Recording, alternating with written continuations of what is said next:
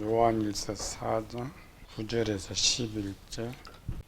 하나님의 사랑이 우리에게 이렇게 나타난 바 되었으니 하나님이 자기의 독생자를 세상에 보내시면 그로 말미암아 우리를 살리려 하심이라. 사랑은 여기 있으니 우리가 하나님을 사랑한 것이 아니요 하나님 우리를 사랑하사 우리 죄를 속하게 하여 화목제물로 그 아들을 보내셨습니다. 사랑하는 자들아, 하나님이 이같이 우리를 사랑하셨은지 우리도 서로 사랑하는 것이 마땅하도다. 하나님의 속성 중 대표적인 속성은 영원, 무한, 불변. 하나님 영원토록 시작과 끝은 영원하시고 어느 곳에나 계시고 불변하시다. 불변이라는 것은 변하지 않는다.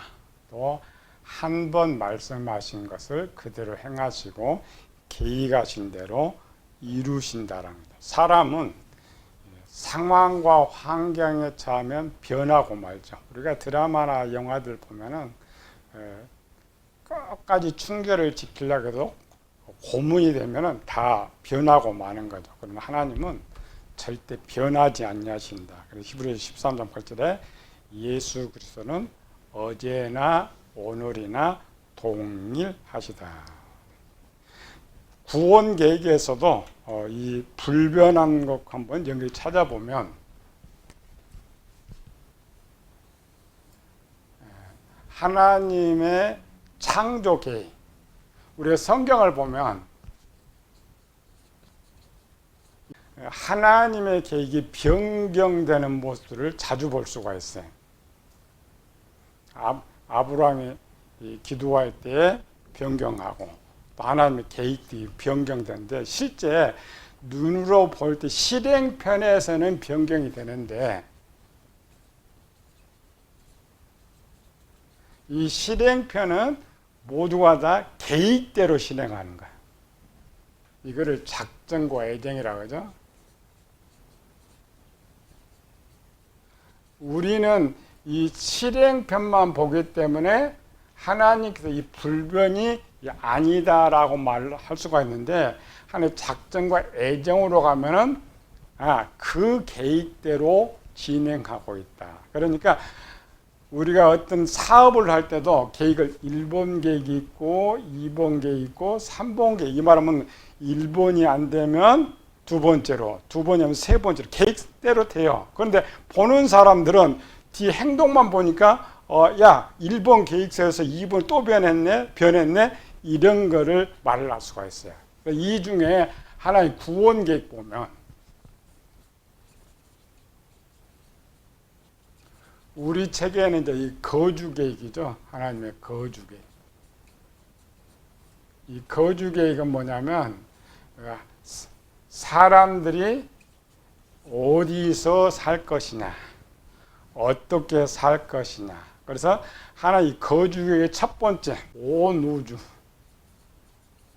우주에서 영원토록 사는 계획.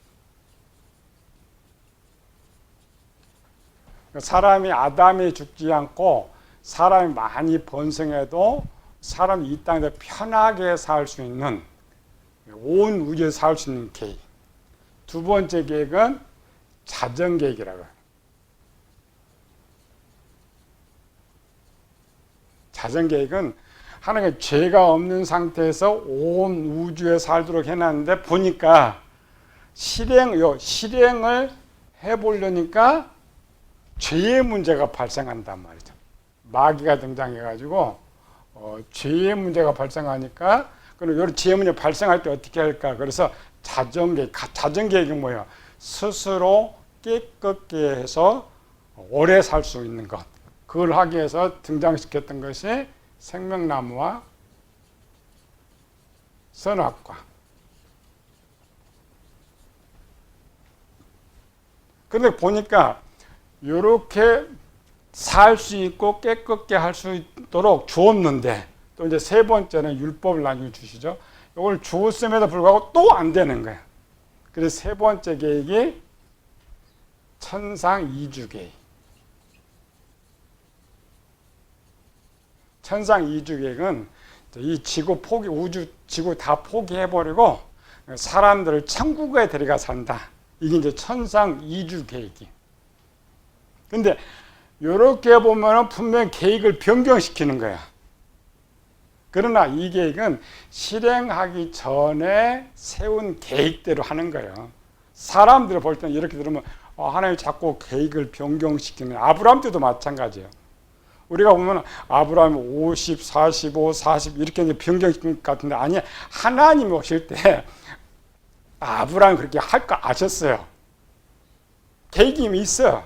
그래서 그렇게 해준다는 거지. 그게 하나님의 계획. 하나님의 계획은 절대 변함이 없다. 그 계획대로 실행한다라는 거죠. 근데 이 계획 중에서 불변하지 않는 것이 하나 있어요. 변하지 않는. 이거는 거주는 변하는데 불변한 것이 하나 있었는데 뭘 것 같아요? 변하지 않는 거. 구원 숫자.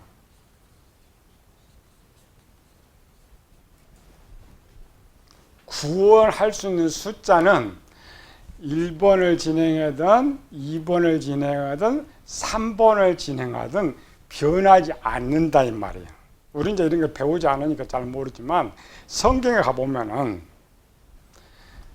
온 우주에 영원토록 사는 계획이다 보니까 우리는 사람들 한없이 번성할 것 같아. 그러나 구약을 자세히 보면은 어느 숫자가 참, 여기도 어느 숫자가 차면은 생육하고 번성하는 것이 없어져 버려요.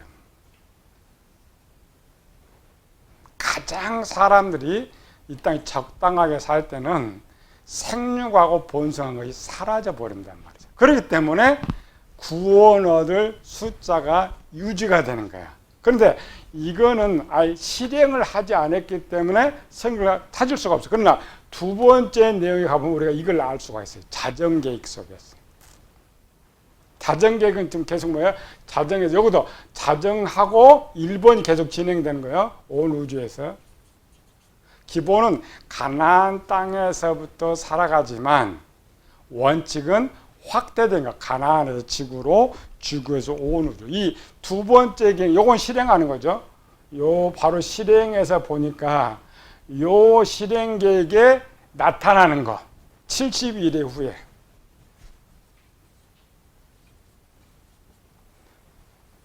이 70일에는 끝나 예수님께서 메시아로 오셔서 왕이 되시는 거예요. 이때. 자, 이때의 내용을 보면 1번을 짐작할 수가 있어. 이 70일의 끝에 유대인의 종말론에 보면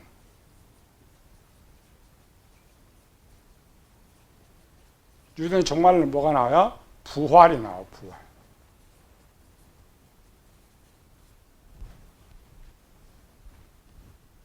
부활은 뭐냐면 이방인 곡과막을 다 멸하고 이 세상에 오실 때에 가나안 땅에 사는 사람들이 있고 가나안 땅과 세상에 흩어진 자, 흩어진 사람들이 있는데 이 사람들과 가나안 땅에 죽은 사람이 있어요. 죽은 사람.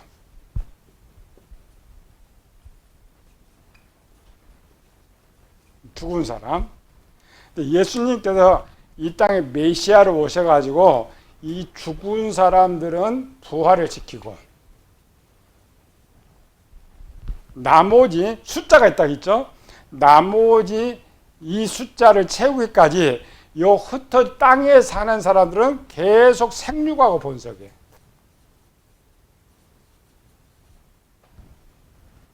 근데 생육하고 번성하는데 살아있는 사람 수명이 딱 100년밖에 안 된단 말이에요. 100년. 수명이. 그러니까 100년에 죽은 사람은 그대로 끝나고 땅으로 묻히고 부활한 사람은 부활했는데 여기는 생육하고 번성하지 않고 그냥 살아서 살아. 자식 낳는 것도 아니고 이때는 부활은 했어도 결혼이 없어. 마태복음 22장 30절에 부활 때는 장가도 아니가고 시집도 안 가고. 그러니까 우리가 생각할 때는 저 천국에 가면 장가도 안 가고 시집도 안 가고 이런 생각은 아니고 이 땅에 가나안 땅에 살다가 부활한 사람을 말해. 우리는 착각해요. 저 천국에 가면 이거 아니고 유대인의 종말론이죠. 유대인의 종말론은 이 땅에서 사람의 육체를 갖고 부활은 하는데 생육하고 번성하지 않고 결혼을 하지 않는단 말이에요. 그러니까 이들은 영원히 살아가는데 여기 죽고 생육하고 번성하죠. 그러니까 어느 시대가 딱 끝나면은 생육하고 번성하는 시대가 없어요. 여기야 종말론에. 그래서 이들도 이제 다 죽어버리죠. 태어나는 사람 다 죽어. 그래서 계시록에는 첫째 부활에 자면에 복이 나니 둘째 사망이 없다. 안 죽어. 그러면 첫째 100년에 살다가 다 지금 죽어 있죠. 그럼 숫자가 차 이게. 숫자가 딱 차면은 나머지 살아있는 사람은 변화를 시키고 죽어 있는 사람은 다시 둘째 부활이 있는 거예요. 우리 이방인의 종말로는 둘째 부활이 없어요.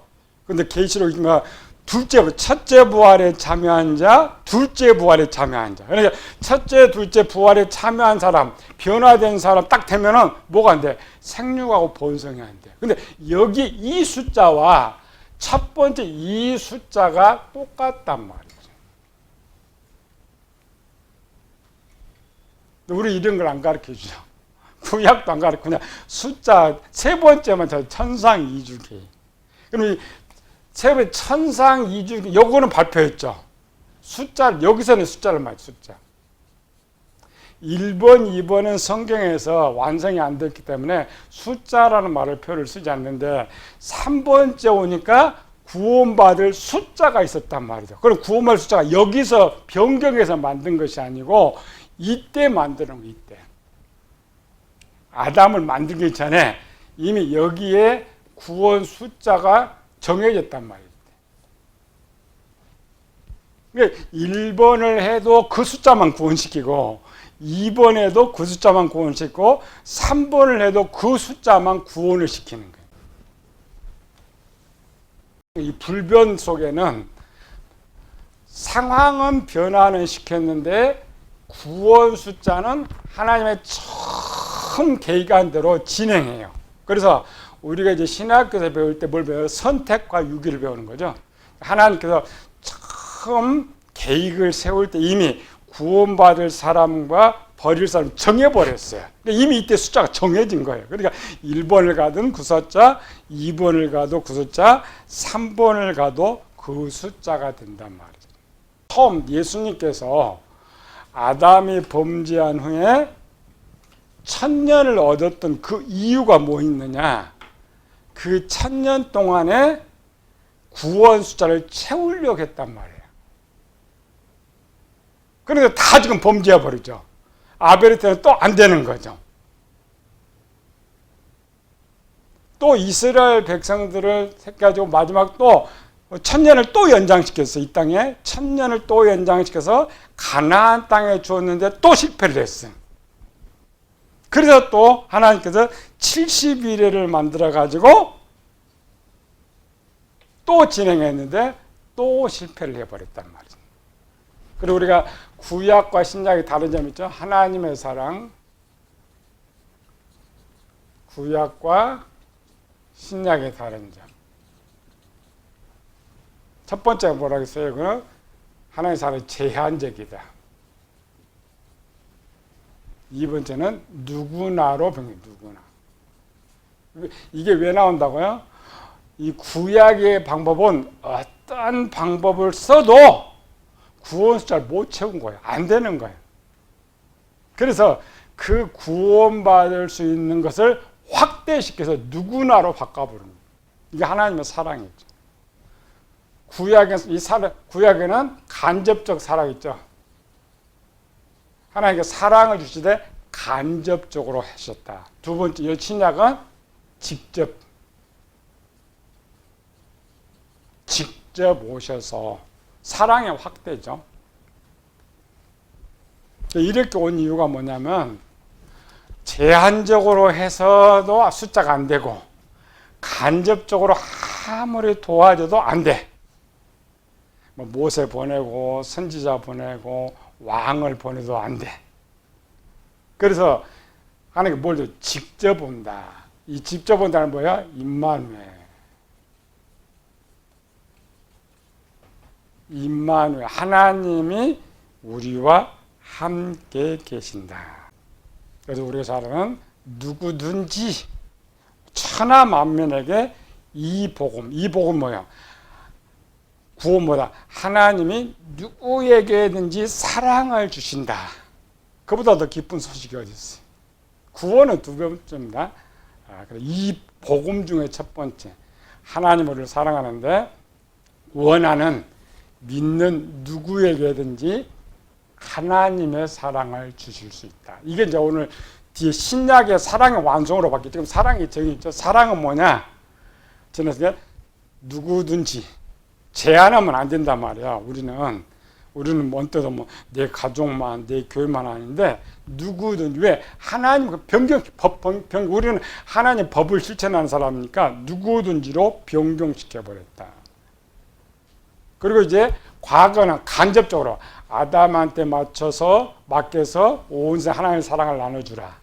또 노아를 선택해서 온 세상에 나눠주라. 이스라엘에서 온 세상 나눠주라 했지만 실패를 해버렸어. 그래서 하나님께서 직접 오신 거예요. 그러니까 사랑은 뭐냐? 무슨 사랑? 간접적인보다 직접 하라는 거예요. 우리가 그 감동받을 때도 마찬가지죠. 누가 통해서 주는 것보다 그 사람 직접 오면, 대통령이 직접 오면 감동 감화를 받을 수가 있는 거죠. 그래서 우리 지난 시간에 배운 예수님께서 직접 이 세상에 오셨다. 세 번째, 오늘 끝내고 이제 두가지로 가야죠. 하나님의 세 번째 단어, 구약은 뭐냐? 부분적으로 사랑을 주시는데 부분적으로. 눈으로 보면 전체를 다 주신 것 같은데 구약의 대부분에 보면 이 땅의 것이에요. 이 땅이요. 신약에서 주는 사랑은 전부를 주죠. 요한일서 4장 10절에 사랑은 여기 있으니 우리가 하나님을 사랑한 것이 아니요 하나님이 우리를 사랑하사 우리 죄를 속하게 하여 화목제물로 그 아들을 보내셨음이라. 그리고 로마서 8장 32절 봅시다.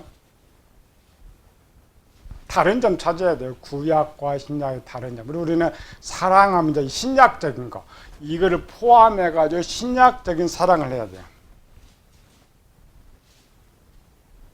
8장 32절 자기 아들을 아끼지 아니하시고 우리 모든 사람을 위하여 내어주시니까 어찌 그 아들과 함께 모든 것을 우리에게 주시지 아니하겠느냐. 다 주겠다는 거예요. 우리 구원하기 위해서 다 주겠다. 아들뿐만 아니라 필요한 거 다 주겠다. 무엇 때문에? 구원 숫자를 채우려고. 그래서 우리가 구원의 역사로 보면은 우리 시대가 구약 시대보다 우리는 아담을 부러워하고 노아를 부러워하고 이스라엘 백성을 부러워하고 그랬죠. 그러나 실제는 그들이 우리를 부러워해요. 왜? 하나님의 사랑, 하나님께서 이제 주지 않을 것 없도록 다 허락해 버려서 누구에게든지 다 허락해 버렸어. 이게 하나님의 사랑이야. 신약에 완성된 사랑. 그러니까 신약을 보면 이게 뭔 사랑인지 몰라. 그러나 지난번에 구약을 쫙 살펴보면은 하나님의 사랑은 사랑인데 우리 100% 주신 것이 아니었는데 신약에는 완전히 100% 주신다. 그래서 구약과 신약에 다 기도가 나와요. 신약에 딱 말해요. 무엇이든지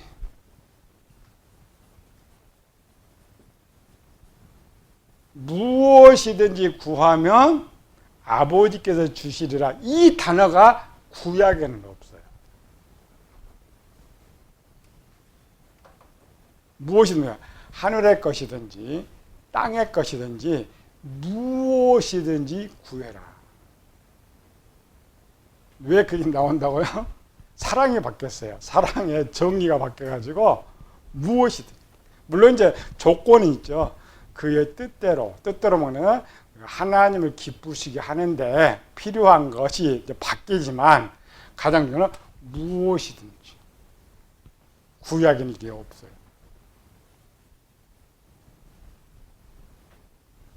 이렇게 하고 예수님께서 하셨던 말씀이 요한복음 13장 34절이죠.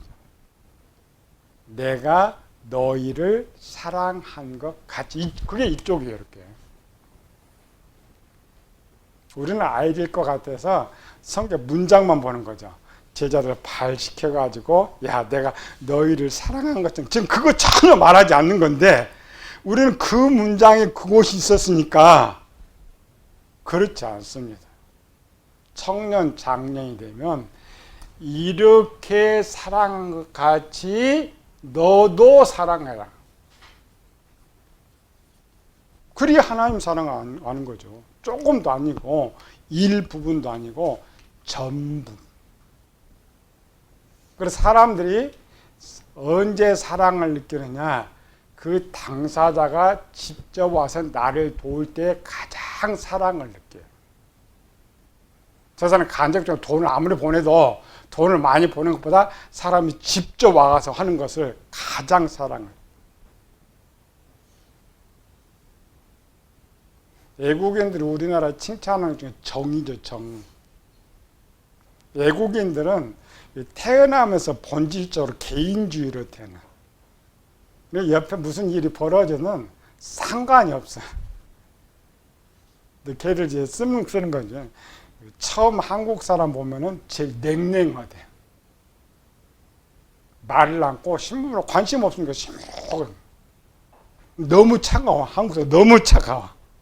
그런데 사건만 터지면 우르르 오는데 외국 사람은 사건이 아무리 터져도 하나도 안 오는 거예요. 정이란 말이죠. 직접 하는 거. 예수님처럼 내 몸 다 달라는 거 아니에요. 여기서 원하는 거. 그러니까 우리가 어떤 사랑, 두 아들은 어떤 사랑을 했느냐라는 거죠. 섬김의 사랑이요. 바울이 마지막 이 마음을 품으라 할 때에 섬김입니다. 생각도 아니고 말도 아니고 간접적인 것도 아니고 오늘 우리가 할 거 이거예요. 이거. 직접인데 할 수 있는 네 전부를, 너 어떤 대상도 가리지 말고. 그래서 바울이 그죠. 거기는 여기가 천국이, 여기 천국인가? 천국 사람은 유대인이나 헬라인이나 할례자나 무할례자냐, 종이나 자유인이나 분별하면 안 된다. 차별하면 안 된다. 오늘 그게 교회야 하는데 제일 차별하는 게 교회예요.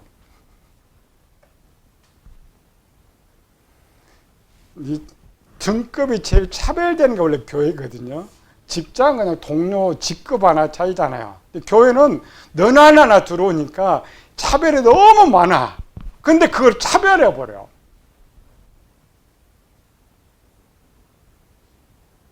바울이 그걸 깨달았잖아요. 우리가 사랑할 대상은 차별하면 안 된다. 제한하면 안 된다. 누구에게나. 예수님이 그걸 하셨던 거예요. 예수님이 우리 사랑을 누굴 차별했어요? 이 모습을 직접 보여준 거예요, 제자들한테. 유대인들을 계속 차별해. 세리, 죄인. 예수님은 세리가 와도 내 백성, 창녀가 와도 내 백성, 바리새인이 와도 내 백성. 저들이 원하는 거 똑같이 들어주는 거예요. 자신이 줄 수 있는 걸 똑같이 다 주시는 거예요. 그러니까 오늘 우리는 뭐냐? 내가 할 수 있는 이치에서 내가 가진 것 가지고 이렇게 하는 거야. 이게 사랑입니다. 하나님 원하는 사랑. 꼭 목숨을 내놓아야 이런 사랑이 아니죠. 우리는 못해요. 세상 사람들도 국가에서 목숨 바쳐요. 자식에서 목숨 바쳐요. 부모에서 목숨 바쳐요. 친구에서 목숨 바쳐요. 우리가 그렇게 따라가겠어요? 물론 요한복음 15장 13절에 사람 친구를 해야 무슨 목숨을 이보다 더 큰 사랑이 없다고 말하지만 그런 사랑하라는 거 아니에요. 내 위치에서 하는데 누구나 차별하지 말라는 거예요. 또 내가 가진 것으로 최선을 다하라는 거예요. 없으면 직접 하라는 거예요. 예수님께서 3년 동안 제일 많이 하셨던 게 뭐예요? 직접 자신이. 왜? 그거는 하실 수 있으니까. 직접 안 해줄 수도 있고 직접 먹여줄 수도 있고 집에 치료해 줄 수 있고 그래 전부 직접 한 거예요. 그 자신 예수님이 낮에 내놓은 거지. 그걸 사도 바울이 본 거예요. 자기를 낮추자 종의 형체를 가졌다. 이게 사랑의 정의 마지막 아가페 사랑의 본질입니다. 나는 아가페 사랑 모델 아닙니다. 너도 할 수 있다고 예수님 가르쳐. 너도 어떤 이러한 자세로 하면 아가페 하나님께를 아가페 사랑으로 인정하는 거예요. 세상은 인정하지 않을지라도 하나님이 인정해 주십니다. 쭉 몇 시간 이거 찾아본 거죠. 우리는 하나님의 삶이 도대체 뭐냐. 두 아들을 왜 칭찬받는 이것 때문에 두 아들 많이 부자에서 칭찬받은 건 아니에요. 두 아들 교회 대표자가 누구예요? 누디아, 자족 누디아가 이제 빌립보 교회를 만드는데 이 빌립보 교회의 성도들 보면 돼요. 빌립보 교회 성도들은 누구한테 이제 영향을 받아요? 누디아. 근데 빌립보 교회 성도들 중에 또 대표적인 사람 누구? 빌립보서에서 에바브라디도 가봅시다. 빌립보서 2장 에바브로디도의 사랑. 바울이 제일 칭찬한 사람 중에 하나예요. 29절부터 읽어봅시다. 29절 30절. 이름으로 너희가 주 안에서 모든 기쁨으로 그를 영접하고 또 이와 같은 자들을 존귀히 여기라. 이 말은 이와 같이 사랑했던 사람을 존귀히 여기라는 거예요. 그가 뭐였어? 그가 그리스도의 일을 위하여 죽기에 이르러도 자기 목숨을 돌보지 아니한 것은 나를 섬기는 너희 일에 부족함을 채우려 함이라. 에바브로디도가 뭘로 섬겼어요? 몸으로 섬겼어요. 없어요. 바울의 옆에 붙어가지고 시종처럼 생겼단 말이에요. 등급으로 보면 에바브로는 저 밑인데 바울이 그 에바브로를 자기 형제라 그래요. 자기 군사라 그래요. 너희 사자라 그래요. 아가페 사랑한 거예요. 이게 빌립보 교회입니다. 빌립보 교회가 성경 공부도 많이 하지만 돈이 부족하니까 교인들이 직접 가가지고 몸으로 때운 거예요. 그러면서 바울 성교만 도운 것이 아니라 바울과 함께하는 성도들의 부족함을 채워줬던 거예요. 이것 때문에 나온 겁니다. 바울한테 교육 잘 받고 누디아도 교육을 잘 받아가지고 이 일을 행하는 거예요. 이거 배우면 이제 두 아들가 무슨 사랑했냐 배울 필요는 없어요. 이런 방법대로 사랑했기 때문에. 근데 두 아들아 성장하면서 더 커졌다겠죠. 처음보다 나중이 더 커졌다. 발전인 거죠. 우리가 이 사랑 잘 배워서 두 아들아 교회가 말한 거야. 너도 두아디라 교회처럼 하라 할 때 이 세 가지 이것만 하면 돼. 아, 내가 그렇게 하면 내 있는 위치에서 예수님 나 칭찬하시는구나. 예수님 기쁘시게 하는 일은 사랑이구나를 잘 배우면 항상 하나의 기쁨이 되는 거죠.